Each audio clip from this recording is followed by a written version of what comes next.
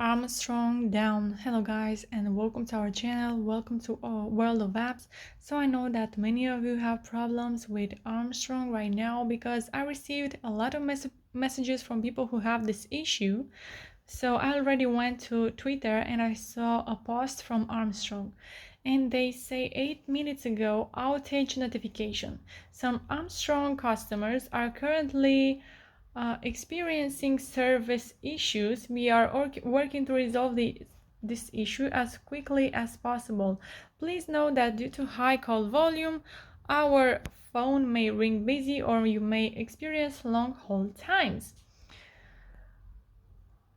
And another thing, I already went to Google and searched for Armstrong down. And if you go here to the first site, you will see that right now there are over 400 reports. And most reported problems are at the internet.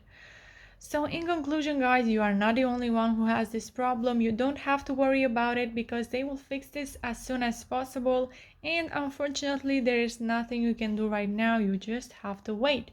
And if you do have this issue, you can comment in the comment section down below on our YouTube video so we can discuss there more about this topic. You can like this video and subscribe to our channel for more updates. Thank you so much for watching guys. Have a great day. Bye bye.